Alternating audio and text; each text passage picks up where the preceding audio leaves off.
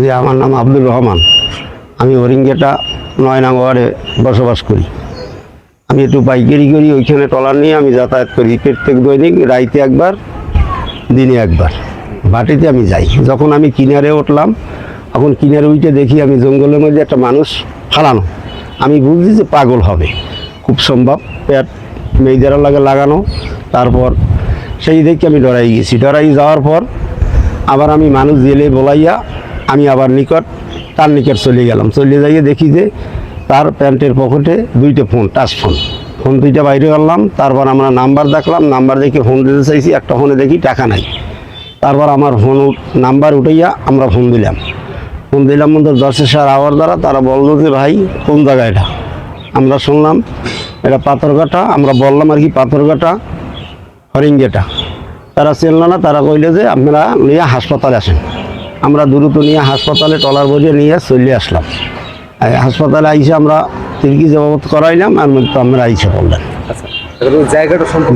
জায়গাটা সম্পর্ক হইলে একটা লতাবান সোতা আছে হরিঙ্গিরের খালের পর, চতারি খালের উত্তর পার, হরিঙ্গিরের খালের দক্ষিণ পার। এরা হোতাটার ঝাউ বাগান আছে, ঝাউ বাগানের নিকট শিকারের উপরে তার সোজা করিয়া দক্ষিণ মাথা, উত্তর ঠ্যাং, উত্তর পূব কোণে ঠ্যাং, আর দক্ষিণ পশ্চিম কোণে এলে মাথা। হ্যাঁ, এইটা কেমন দুর্গম? মানুষজন যদি গরু বিছানে আলারা যায়, যদি কুল দেখি যদি ঘুরতে যায়, তাহলে যদি তারা দেখে। কিন্তু এমনি কোনো মানাল বা কোনো ট্রলার ওখানে যায়, মানুষ ঘুরতে গেলে ট্রলারে যায়, সারা যায় আরও দক্ষিণে, ওখানে কোনো মানুষজন ওঠে না। আমি ওখানে গেছি নিকট, এই যাই ঘুরি দিয়ে আমি আর কি গেছি গরু দেখার জন্য গেছি। আরেকজন একটা ইরফোন শুনতেছে যে ওই ওখানে এখন করাত তুইছি, করাতটা যাই তুই আরি, সেই করাতের কারণে আমি ওখানে উঠছি যে খুব সম্ভব। করাত বেশি আমি পাইনি, এবারে যখন পাইছি আমি তো ডরাই গেছি। আর করাত টরাত আর কিছু বিষয়ই নেই, আমি চলি। আপনার কি মনে হয় যে এই যে করাতের কথা যিনি বলছে উনি কি আসলে? না, উনি কি আপনাদের স্থানীয়? হ্যাঁ, আমার স্থানীয়। আর উনি আর পোলাইলে ডাক্তার। উনি এই কথাটা বলছে যে রহমান হইন এখন করাত তুইছি। আমার ওখানে একটা গাছগ্রাফির বোট আছে, সেই গাছগ্রাফির বোটটা কালকে আর কি ওখানে ভাই ওই খোঁজমোজ দিয়েছে।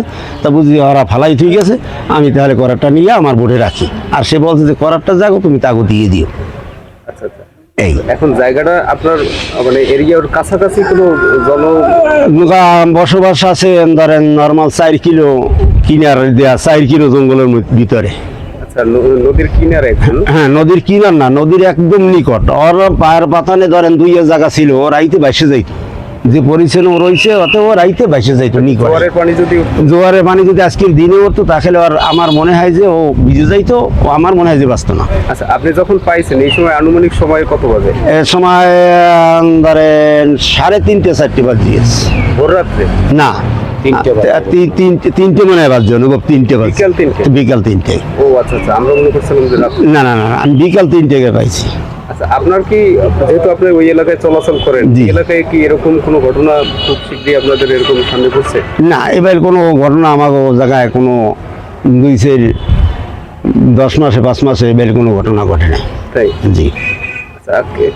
কি ধরনের আপনি যখন দেখছেন ও যে অসুস্থ অবস্থায় যে শুয়ে আছে, এই অবস্থায় কি মনে হয়েছে আপনার? যে ওরে কেউ মারিয়ে থুয়ে দিয়েছে, আর নাইলে আমি বুঝি যে কোনো গাঁজা বাজা বা কোনো কিছু খাওয়াই টাইয়া কোনো কিছু হয়েছে না, কি হয়েছে কি কেমনে বলবো? মানুষ চিনি না, না চিনলে তো একটা মানুষ বলা যায় না যে এই কথাটা যে মানুষটা কি হয়ে এখানে হয়েছে। এমন আছে কিনা যে জঙ্গলের মধ্যে পড়ে রয়েছে কিনা কালারাগাও হইতে পারে, কথাটা সাপোজ। এখন আমি কি মালুম করবো, চিনি না, এখন কি করবো? তারা লইয়া তো আমি আর একটা কিনারে, এরপর তো আমি সাহস করে আমি লইয়া কিনারে দিক। যখন পাইছেন তখন হাত পা কি বাঁধা ছিল? না, হাত পা বাঁধা ছিল না। আমি হাত পা সব খোলা। আরে দেখছি ঠ্যাং একখান দোনো নালে সোজা। আমি যখন আরে দেখি আমি চলিয়েছি ডরের চলে, এখন আবার যাই দেখি যে একখান ঠ্যাং এবার ভাঙ্গা ছিল, এই সোজা করে আরাম একটু ভাঙছে। তখন বুঝি আমি জীবিত বাঁচি আছি, আমরা ফার্স্টে বুঝি আমি নাই। কিন্তু ওখানে পাশে ওর কাল্যা লতা গাছের লগে বান্ধা, আমরা টাইনি একজনে হেরছে, আবার হেরে নামায় ভালানো আছে। আমরা গেলে আমি দেখাইতে পারবো। না, কোনো সমস্যা নেই। বিষয় হচ্ছে যে আপনার এলাকার কাউকে কোনো সন্দেহ হয় কিনা যে আপনার ওই এলাকায় কোনো চক্র আছে কিনা, যে চক্র? না, এবার চক্রান্ত আমি ভাইয়া ঠিকই না। আমার নাম হচ্ছে সপুল মিত্র, আমার বাড়ি হচ্ছে হরিণঘাটা। আসলে এই লোকটাকে যে জায়গায় পাওয়া গেছে ওটা দুর্গম জঙ্গলের ভিতরে পাওয়া গেছে।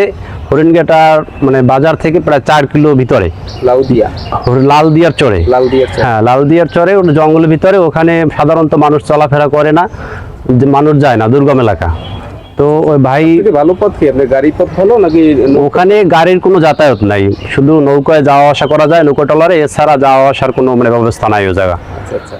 তো ভাই অবস্থাতে এই ভাই যখন লোকটাকে, ফোন দিছে, হ্যাঁ ওই লোকটাকে পেয়েছে, তারপর পেয়ে আমাকে কল দিছে যে এরকম একটা মানুষ পাইছি অজ্ঞান অবস্থায়, মানে খুব খারাপ অবস্থা। এরপরে আমি মানে ওই জায়গায় ভাই বলছে গাড়ি নিয়ে আসো, আমি মোটরসাইকেল চালাই। এরপরে গাড়ি নিয়ে আসছি, গাড়ি নিয়ে আসার পরে দেখি যে লোক খুবই অসুস্থ। এরপরে তাড়াতাড়ি আমরা এই পাথরঘাটা সদর হসপিটাল নিয়ে আসছি। এখানে নিয়ে আসার পর চিকিৎসা করাইছি।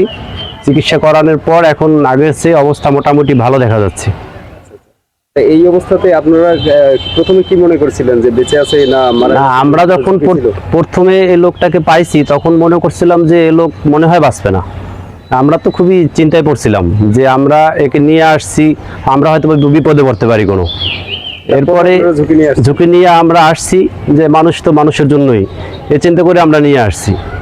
নিয়ে আসার পরে এখন তার অবস্থা মোটামুটি একটু ভালো দেখা যাচ্ছে। আমরা চাই তার দ্রুত সুস্থ হোক, এবং যারা এই কাজ করছে তাদের দ্রুত বিচারের আওতায় আনা হোক। আপনি যেহেতু এই এলাকায় দীর্ঘদিন গাড়ি চালান, তো কম বেশি এরকম দুই একটা কোনো ঘটনা সামনে পড়ছে এর আগে? না, আমাদের এলাকায় এরকম কোনো ঘটনা ঘটে নাই, এই প্রথম দেখছি আমরা এরকম ঘটনা। আচ্ছা, ধন্যবাদ। আর কোনো কথা আছে? না, আমরা চাই মানে যে যারাই এই কাজটা করুক তারা মানে তাদের যেন আইনের আওতায় আনা হোক। ধন্যবাদ। আমার নাম মোহাম্মদ হায়দার তালুকদার। ঠিকানা? ঠিকানা হলো ভান্ডারিয়া বাজার, বাসা বাড়ি। এই আমার হাফিজুর আমার ছেলে।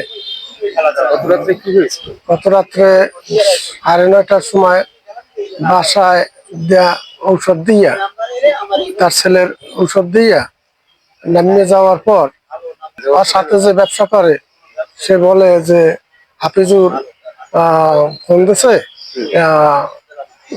আমারে থানায় নিয়ে যাইতেছে পুলিশে, তোমরা একটু থানার দিকে আসো। এই শুনে আমরা ওই দোকানদার ওর ব্যবসায়ী গেল, আমি পরে গেলাম, খুঁজে টুজা না পাওয়ায় তার রাত্র 11টা 11:30টার সময় মান্ডাই থানা একটা চিঠি করা হইল। থানা পুলিশও লইছে, আমরাও লইছি, বরিশাল লইছি, পিরিজপুর লইছি, কোথাও কোনো এই ধরনের সন্ধান পাওয়া যায় না। আজকের দুপুর 12:30টার সময় একটা মেসেজ আসলো সুমার কাছে, আসছে বলে যে 2 লাখ টাকা দিলে আরে পাওয়া যাইবে, আর নাইলে ওরে মারিয়া সাগরে ভাসাই দেওয়া হইবে। এই দুপুর 12টার সময় মেসেজ পাইয়া সুমার কাছে ছবি সহ বললো যে 2 লাখ টাকা দিবা, আর নাইলে আরে সাগরে বান্ধিয়া ভাসাই দেওয়া হইবে। আমরা পাইয়া থানায় যাইয়া বললাম, বলার পর তারা তদন্ত শুরু করলো। শুরু করিয়া যে পাথরঘাটার হরিণঘাটা লালদিয়ার চরে তারে এক জেলে পাইয়া আর কি ওর নাম্বার থেকে হাফিজুরের নাম্বার থেকে কল দিয়া জানাইলো যে আমরা একটা অমুক জায়গায় একটা লোক পাওয়া গেছে। আমরা তারে বললাম যে তোমরা তাড়াতাড়ি হাসপাতালে নিয়ে ভর্তি করো, আমরা আসতে আছি। এরপরে আমরা গাড়ি নিয়ে আসছে তার হেফাজত করার শুরু করলাম। কি অবস্থায় দেখতে পেলেন? দেখলাম খুব বেহুশ অবস্থা, কোনো নারী চলে খুব চলো, আর সে কোনো কথাবার্তা বলতে পারে না, মুখে জীবিত অবস্থায় পাওয়া গেছে। হ্যাঁ, সে সুস্থ হইলে তার মুখে জবানে শুনতে পারবো যে কোথায় কি হয়েছে না হয়েছে।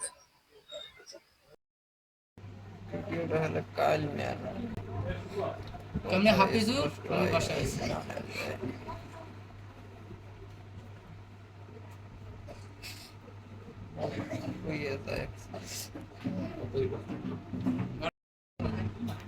একটু কপালটা